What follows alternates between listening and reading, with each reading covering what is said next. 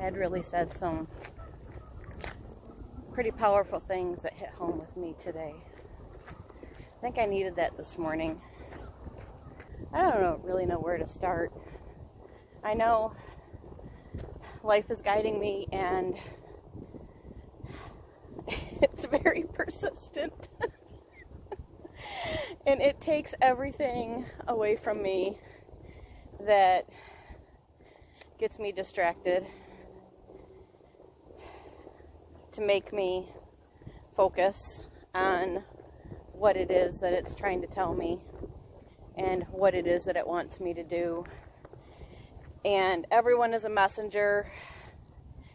Last night, I was trying to figure out why. Oh, sorry, here. Got glare going on. I was trying to figure out why everyone, why life, why all the messages coming from life head that keeps wanting me to talk about my story.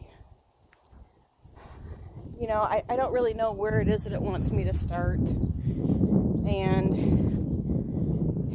somebody had said, start from the beginning. And the beginning is, I think life had me put that story in there too.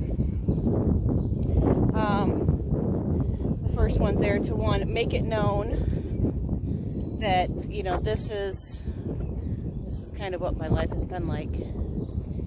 And this is a really pretty lake. And also it probably had me put the cover on it if I were to look at the first thing, to help make sure that the people that it's not meant for, aren't reading it or bashing it or, whatever it is that people do. And the thing is that the people that I know personally in my life, including, look at all that shadow, including, prior extended family members, they've all seemed pretty supportive. And the ones that haven't responded are probably dealing with their own repercussions or their own realizations of, their participation in, or lack thereof, in the things that went on around them that they knew of and did nothing about. And I've always been somebody to want to right the wrongs. Sorry, we have a trash truck going by today.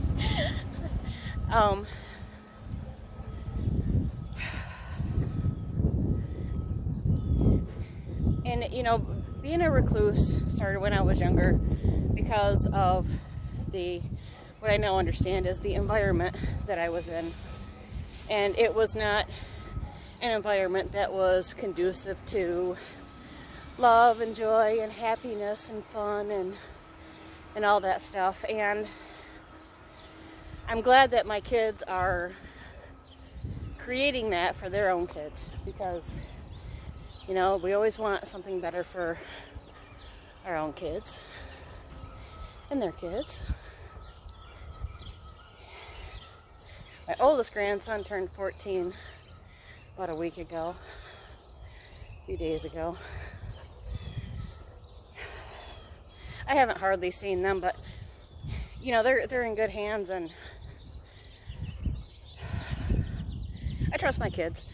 They listen to me when they need to, when it's important, and I've always encouraged them to live their own life. And I guess listening to life, listening to the clues, listening to the guidance, because it will have its way. That's the important thing. Good morning. Hi, how are you? I'm good. How are you? I'm just talking to my phone, talking to myself. Hi, puppy. Good boy. She's a girl. You're a good girl. Yes, she is a good girl. She can't see down low. She's partially blind. Oh my. I adopted her about 1.5 years ago, and she's perfect for me. Good morning. So, Good. Yeah. Like a nice match like that. we do. Thank you. You have a good day. Neighbor lady. I can hear the trash truck is coming up behind me.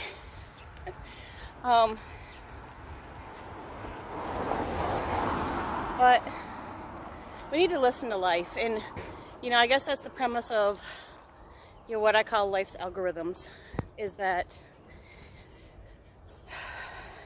life's algorithms is like Google, but in real life and not on a computer or our phone.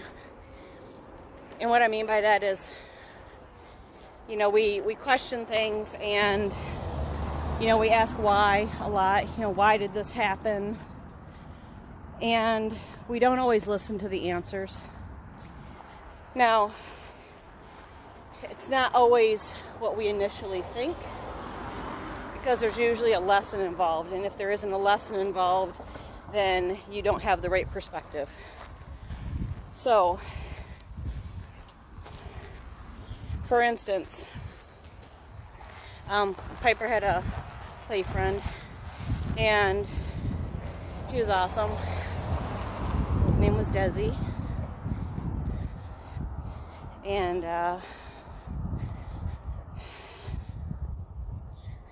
he would get into trouble. He got some medicine, and then he ate the whole pill bottle and things like that, and I laughed and I said, he's trying to take care of it faster.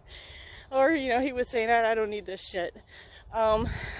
Which is funny given the pharmaceutical world that we live in today. But anyway, we were at the park. He would run off, and it created a little bit of fear inside of me, because I had dogs, 2 of them, that ran off, and they got hit by cars. And I didn't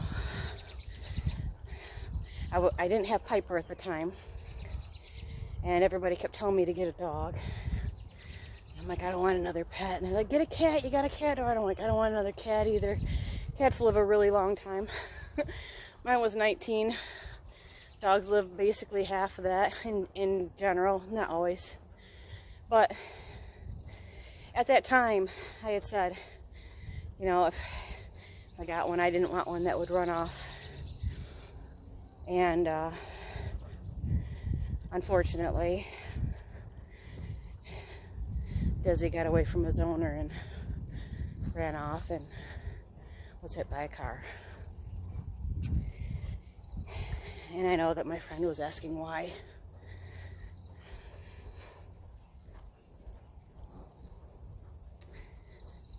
Now,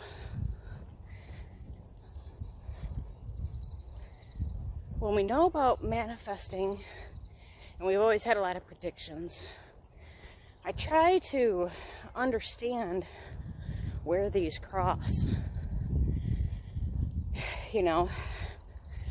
He could be thinking, because I've been trying to help him manifest his house, that, I manifested that situation, and I didn't. In my life, I have manifested things that were good, and I don't know if that's true for everyone, but I think it's a good way to look at it. And maybe that's why people don't want to talk about or think about manifesting and predictions. We have a lot of bad that goes on in our life because we're constantly loaded up with fear-mongering, and creates all kinds of bad stuff. Oh, here comes neighbor lady with her dog. Piper wants to say hello really bad.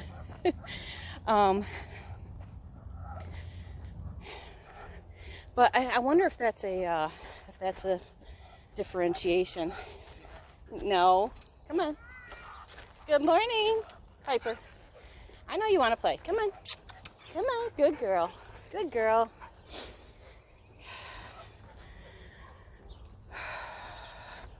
that was hard on him. And now he has Louis, and Louis is such a sweet boy, such a sweet cuddly boy. I'm really glad that he has him.